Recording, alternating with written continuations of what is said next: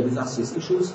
This is not to repeat simply what they have provided in writing, but this is simply to ask to answer the questions from our committee guests. Would like to know more details in the round of the comment. And then this is all coordinated on horizontal and vertical level inside the DD and with other DDs. And finally, in November, early November 2010, we expect the next series of progress reports.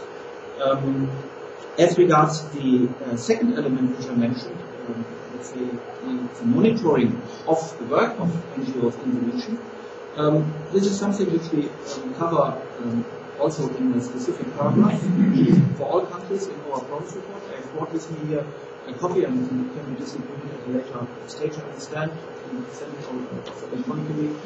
I simply put together the paragraphs on civil society organizations in the progress report of 2007, 2008, and 2009, country by country, so that you see, of course, which kind of issues we address, which kind of issues are specifically monitored.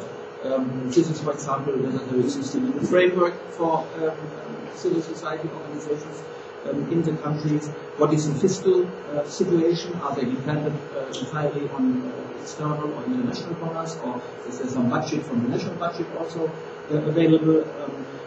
What's about transparency?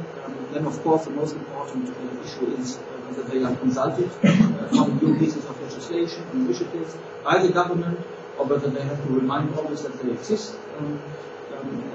Is it an ad hoc kind of consultation, or does there exist a mechanism in the country which is, let's say, which ensures that there is a more systematic involvement of civil society organizations? But we also refer to problems in the area, for example, threats to human rights defenders.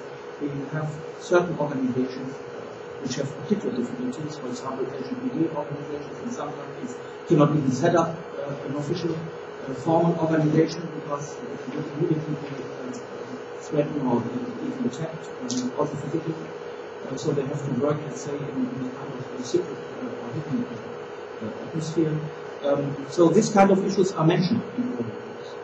And this, of course, is also addressed in particular to the government's concerns to ensure that the situation will change. So therefore, I think we try really with our policy to involve, to support the civil society and to report about their activities and their working conditions. We try to give the best support which is possible. This is, let's say, in a nutshell, the issues I wanted to share with you at the beginning, of course. Also already discussed one or other point. But I think this gives you already some kind of indication of what's going on.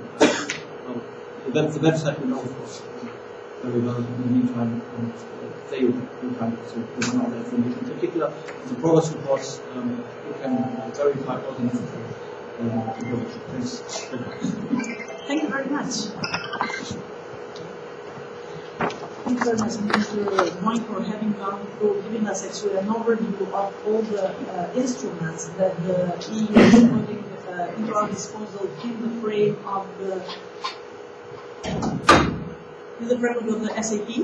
That's very useful, and the way the civil society is brought into this framework, including also the way they can proceed with their contributions in order to make a change. I think probably no need to go back into the instruments. Everybody in this room knows them. Maybe a question to be answered during the discussion would be, what is your perception, or what is your assessment of the quality of the contributions received by the civil society, the quantity of the contributions, because this might be a very good indicator of how able or how willing the civil society is to get into this process.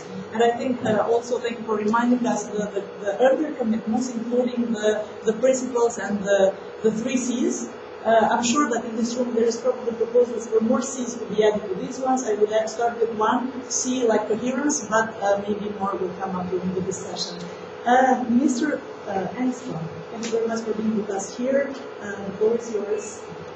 Your perspective from the Department of